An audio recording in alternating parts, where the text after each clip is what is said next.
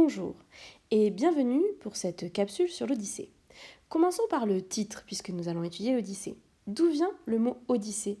Pour les petits curieux, sachez que c'est tout simplement le nom Ulysse qui se dit Odysseum en grec. En fait, vous l'avez compris, c'est donc de l'histoire d'Ulysse qu'il s'agit. Nous allons regarder un petit peu du côté de l'histoire, la vraie, celle avec un grand H, de quoi il s'agit.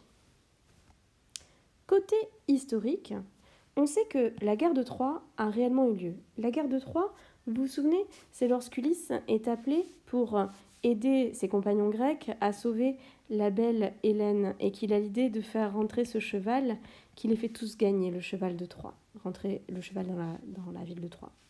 Et donc, on sait que ça a eu lieu en 1250 avant Jésus-Christ. Donc, c'est très très vieux, c'est dans l'Antiquité. Et puis, on sait également, et c'est là que ça devient intéressant, que l'Odyssée a été écrit, donc mis à l'écrit, bien plus tard, en 700 avant Jésus-Christ. Donc là, l'écriture de l'Odyssée. Là, on est assez étonné parce qu'on voit qu'en fait, il y a un grand laps de temps entre les deux. Il y a énormément de temps. Et donc là, on se dit, que se passe-t-il pendant tout ce temps, vu que ce n'est pas écrit? Eh bien, il y a une tradition orale, une transmission orale. Et donc là, on s'imagine combien le texte a pu être modifié. Mais ce qui est encore plus étonnant, et c'est là que ça devient intéressant, c'est qu'on sait qu'en fait, l'Iliade, qui est le récit juste avant l'Odyssée, qui est attribué au même poète, donc à Homère, a été écrit 50 ans auparavant. On sait qu'il y a 50 ans d'écart entre l'écriture des deux épopées, des deux livres. Et donc là, on ne peut que s'interroger justement sur ce poète. Mais qui est donc Homère ? Homère, c'est donc l'Aède. L'Aède, c'est celui qui raconte l'histoire dans l'Odyssée. Et donc, c'est celui qui racontait aussi l'histoire dans les vrais royaumes durant la Grèce antique. Et du coup, avec ces 50 ans d'intervalle, vous imaginez 50 ans, c'est très très long, eh bien, on ne peut pas imaginer qu'un seul poète ait pu être Homère. Donc, il y a deux théories. La première, c'est qu'il y a eu deux poètes différents. Et la deuxième, c'est qu'il y aurait eu même plusieurs poètes, c'est-à-dire plusieurs personnes qui seraient assimilées à Homère.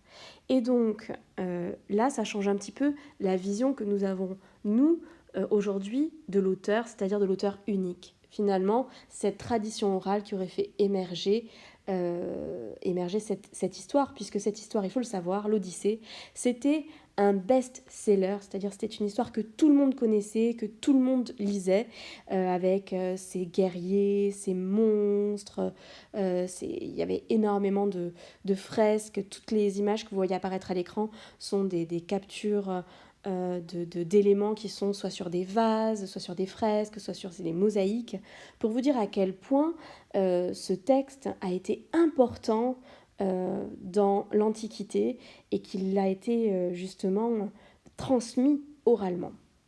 Vous l'avez compris, l'Aède, c'est donc celui qui raconte l'histoire, c'est celui qui chante. Qui chante, vous l'avez remarqué que chaque chapitre s'appelle un chant, on verra plus tard un petit peu pourquoi. Finalement, celui qui chante et qui raconte l'histoire, ce n'est pas le narrateur dans l'épopée à l'Antiquité, mais bien l'Aède. Et c'est d'ailleurs pour ça qu'il est regardé bien ici, accompagné d'un instrument, vous le voyez ici, l'Aède. C'est donc une cithare, c'est pour ça qu'on l'appelle également le citharède. Voilà.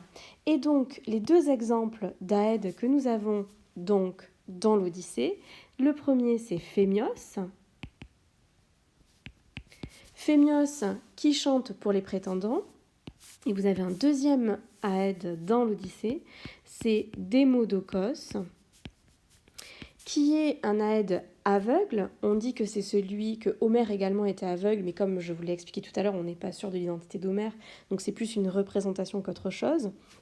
Donc Démodocos, l'Aède, à la cour du roi Alcinous, qui raconte les aventures d'Ulysse, alors qu'Ulysse est là caché comme invité. Et donc, vous voyez bien que dans cette histoire de l'Odyssée, ce qui est intéressant, c'est qu'on a ce qu'on appelle une mise en abîme, comme les poupées russes, c'est-à-dire que un Aède raconte l'histoire et on s'imagine que c'était déjà Naède qui racontait cette histoire à l'époque. Ce qu'il faut savoir également, c'est que l'Odyssée est divisée en chants. En chants, pourquoi ? Parce qu'en fait, l'Odyssée était chantée, je l'ai expliqué tout à l'heure.